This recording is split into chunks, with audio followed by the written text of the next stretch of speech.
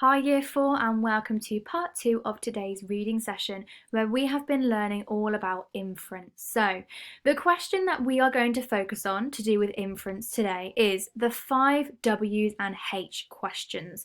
Now many questions that you will see when someone is trying to check that you understand a text in terms of the inference side of it are going to be beginning with one of these 5 W's or H. So they might begin with who, what, where, when, why, or how. Now we know from our inference learning, don't we, that when we are making inferences from a text, the answer is not in the text like it is when we're retrieving information. When we find inferences from a text, we need to look at the text and be a detective and really think, what did the author mean by that? Why did they do that? Why did they write that? And that's what we're going to be learning about today. So you can see here that some examples of the 5 W's and H questions give you a quote from the text. And we know it's a quote from the text because it's written in italics, so that different style of font and the writing that the actual question is in. And you can see here that this is a quote from a different book saying Goat was already running down the pavement. And then it says, why did Goat run off so soon after Jackson gave him the map? So that's asking you to really think, well, maybe they didn't know why Goat ran off, but we need to use our inference skills to work that out today. Now I've got a question here that we are going to work through together, and I want you to use these steps that will help you to decide and make inferences from a text yourself. So I've got a quote here, and I know it's a quote because it's in italics. So it says, Max heard and let out a roar. Sobs shook his whole body. Then my question is, why was Max upset? So I've been given this quote here, and then I've been given a question, and this question is asking me, well, why was Max upset? And as always, what we need to do is we need to highlight the key words in the question. Now my question is, why was Max upset?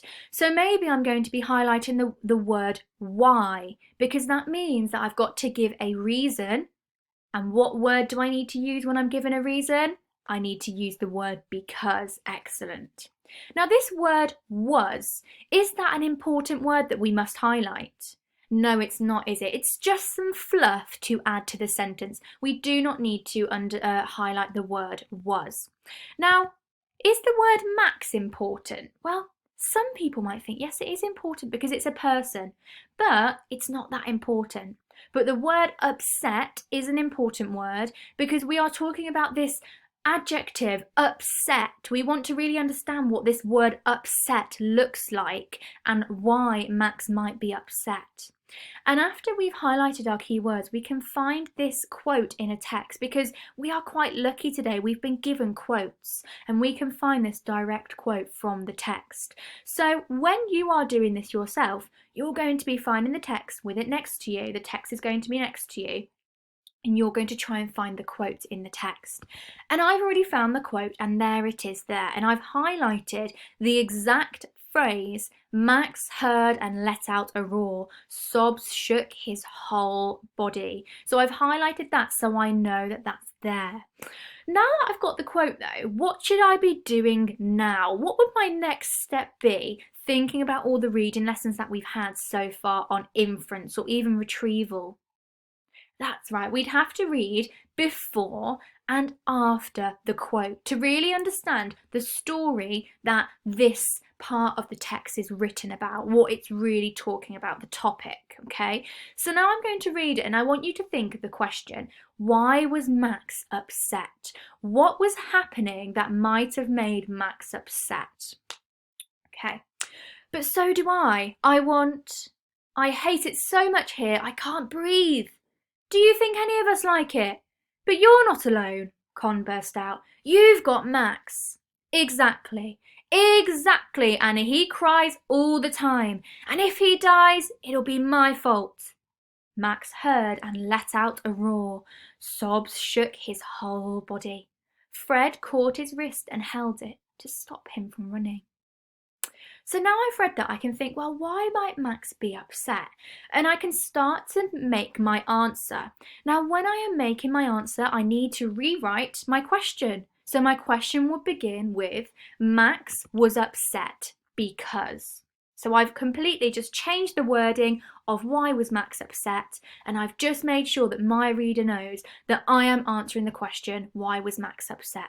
Because I've opened my answer by saying Max was upset because.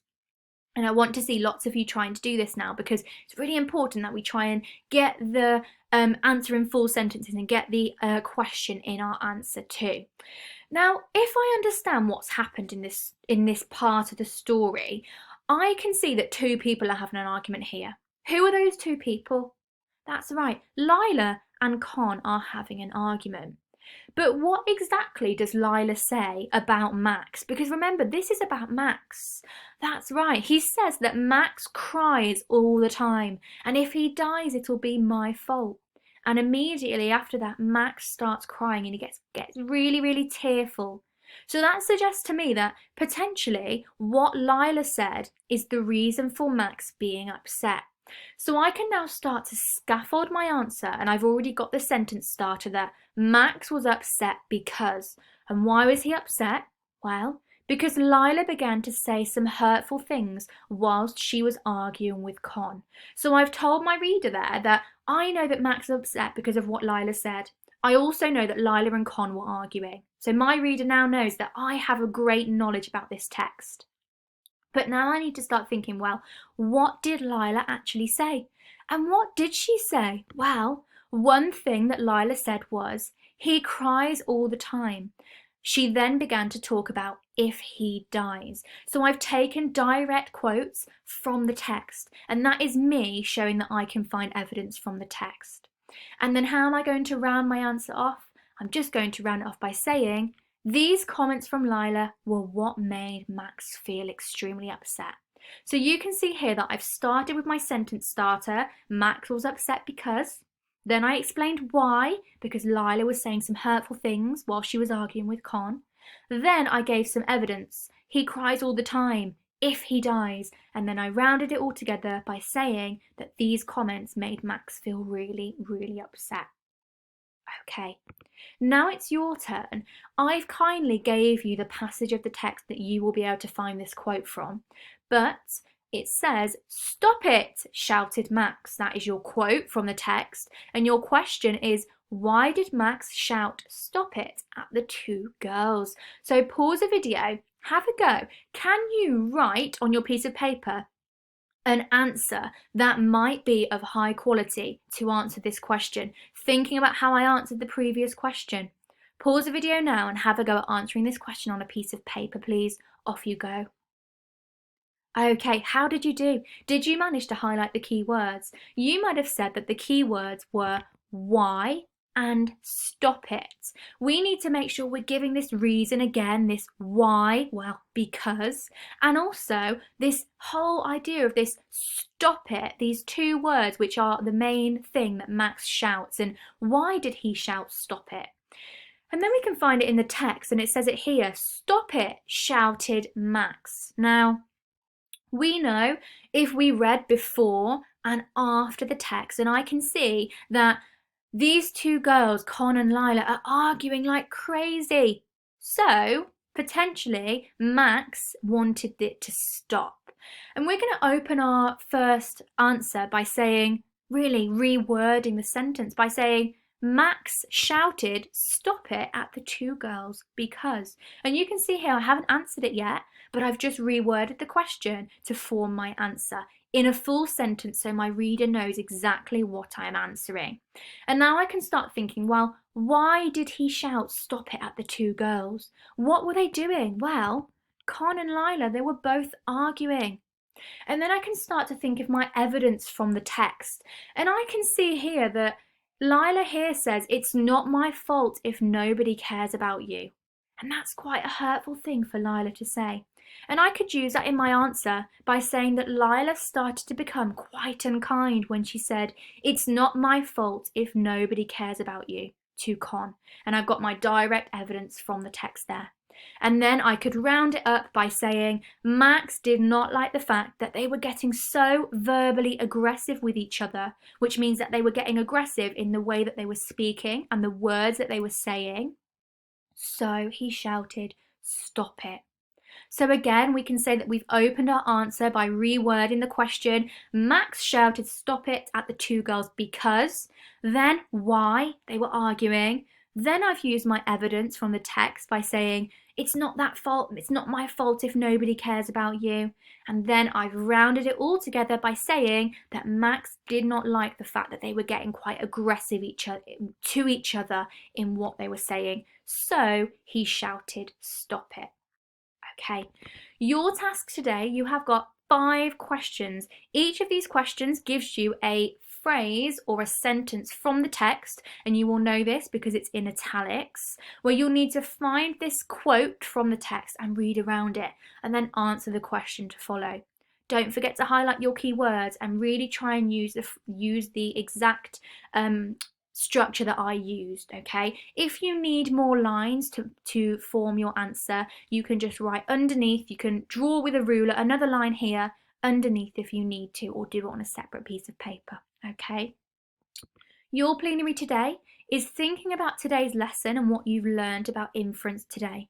What 3 top tips would you give to someone who is about to answer one of the 5 W's and H inference questions? What are your top tips? What have you taken from today's lesson? Pause the video and have a think.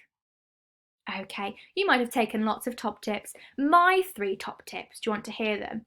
If I were to give 3 top tips to you, I would say make sure you highlight the key words in the question so that you know what it's asking you. Make sure you find the quote in the text and also read around the text. Those are my 3 top tips. What were yours? Fantastic. I would like you to have a fantastic rest of your day and really, really have some fun with today's learning. Have a super rest of your day and I will see you in our next video. Bye, Year 4.